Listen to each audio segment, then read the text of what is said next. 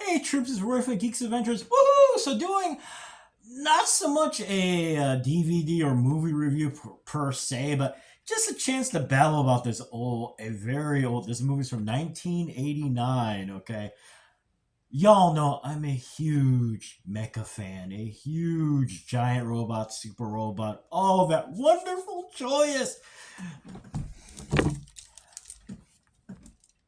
stuff. And some of you folks who are into a lot of older films are going, "Oh God, you don't mean I'm talking about robot jocks." And some of you older fans or who are really into a lot of are going, "Oh dear Lord." And those not familiar with this are going, "Uh-oh." Bear with me, okay? Just bear with me, okay? Uh, you know, with the advent of CGI, yada yada yada, film, especially for stuff with mecha, I mean, for the longest time, mecha was the providence of Japan because of anime, tokusatsu, yada yada yada. As time has passed over the decades, it's crossed over into America more. I mean, it's still a major, huge, and a fan base with anime fans, but it's gotten better because, well, to be frank, it's looked better. I mean, Voltron, legendary, not just old stuff, legendary journeys. You want to go old school, Robotech, taking mecha and bringing a huge, massive, epic story arcs and all that kind of stuff. And most recently, and a movie many of us adore, me included, of course, is Guillermo del Toro's Pacific Rim. Yes, love this movie. Now, before all this, well, actually, Robotech technically is from that time period, but tons of stuff based in Japan. I mean, lots of stop motion animation, yada yada yada. I mean, Godzilla, like this one here, Godzilla versus Mecha Godzilla. All the Ultraman series, all of that stuff. Come here in the United States, well, there's a fan base, a very tight niche fan base. So of course, you're not going to get. You're not, even in 1989. You're not going to get Star Wars esque money thrown at this genre. Although someone tried, because this film came to life, Robot Jocks, and you're going, "Oh dear Lord."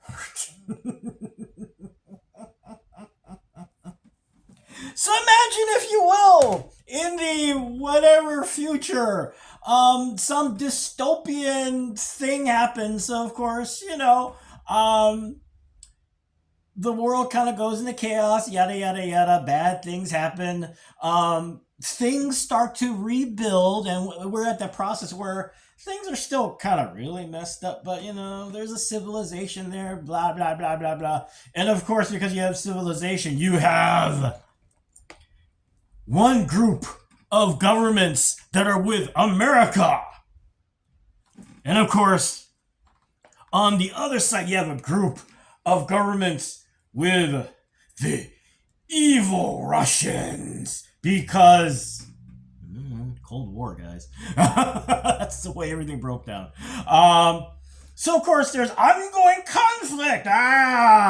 Yo mama, yo mama, yo dog, yo football team, and on and on and on and on. So how do you resolve these conflicts? The way every story does. Like in Gladiator, like in the WWE. We'll take two people and shove them in a ring and have them fight. And of course, because this is sci-fi, you can't just have them fight. Each side fights with giant robots. Yeah. It's Rock'em Sock'em robots, but they're like the size of the robots in Pacific Rim, or maybe, who knows about the scale? Who cares? And some of you young guns are going, Rock'em Sock'em Robots? Yeah, you know that stupid game that probably some of your over relatives are trying to convince you to play and stuff? Okay, never mind. You get the idea, okay? And you're thinking, wow, how much dumber could this be? Well, not only do you fight with this, you fight in a giant stadium with bleachers so that spectators can watch. And you're going, yes. It's basically, it's like the Rocky films, except with robots this big. What could possibly go wrong when you have 300-foot tall giant robots beating the crap out of each other? Well, something bad does happen. So at one point in one of the big fights,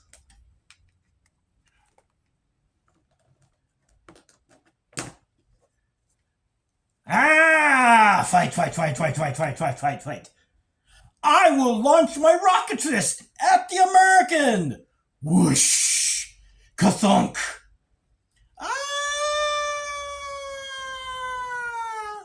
Now, where do you think the 300-foot tall robot is gonna land? Of course, it lands in the stadium. Lots of chaos, injuries, general overacting ensues.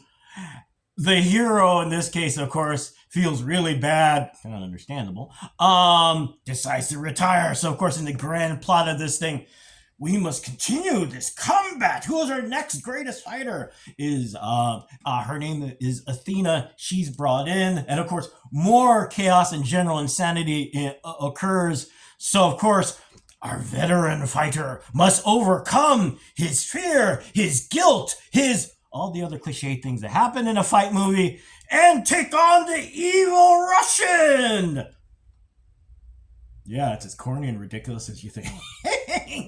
And you're thinking, dear God, why are you bringing up this movie? Lot of crazy things, actually. Number one, actually, is that now you're looking. I'm hoping at some point you're looking at Google and going, Robot Jocks, and you're looking at the cast. One of the notable, and it's fun to look at because there are a lot of notable people in here, such as the late Danny Kamekona. And you're looking at him going, he looks familiar. Yes, he is. He is Sato from Karate Kid 2. And in this film, plays Dr. Matsumoto. Also in this film, playing Athena, the up-and-coming fighter, Anne-Marie Johnson. You're going, well, she looks familiar too. She has a massive, long list of stuff. So many different things. It's really cool. And she's still going right now as a producer, also in series and yada, yada, yada. And now you're going, wait a minute. That. And our veteran hero, who of course goes by the name Achilles. Hey, get it? Gladiators. Get it? Gladiators. Athena, Achilles. Yes, I'm beating this to death. But hey, that's my job. I'm a YouTube person. Most notably Alien Nation, but also a ton of other stuff too. For me, honestly, what makes this so fun, I remember once someone asked me, what do I think is a bad film? And you're thinking, well, this obviously. Here's the deal, okay? Plot ridiculous. The stop motion animation, it's stop motion, so it's gonna look the way it looks. Lots of ridiculous overacting, but here's the deal.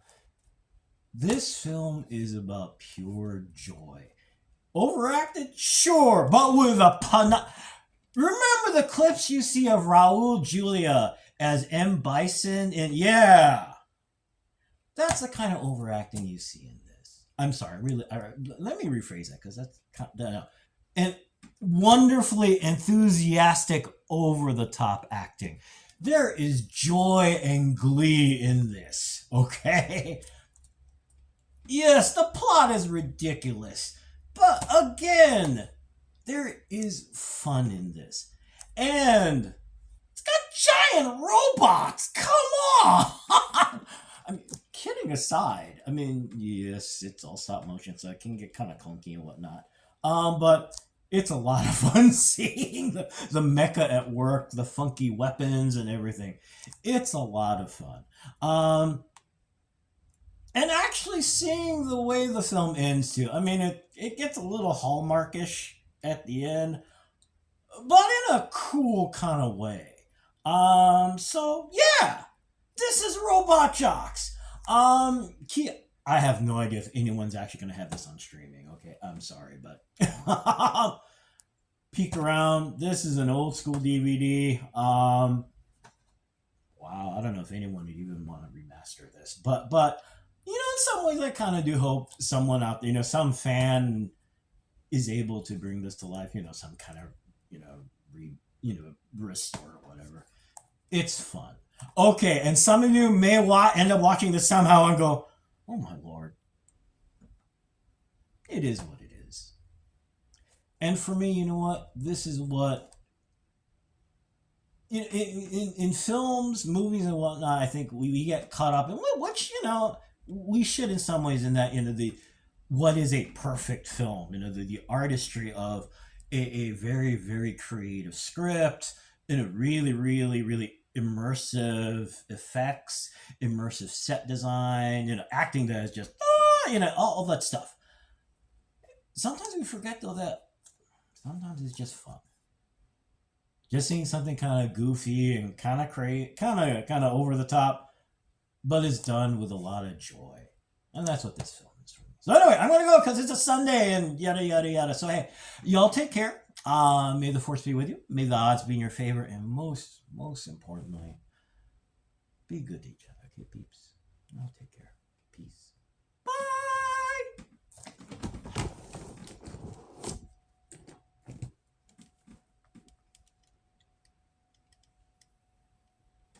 Bye.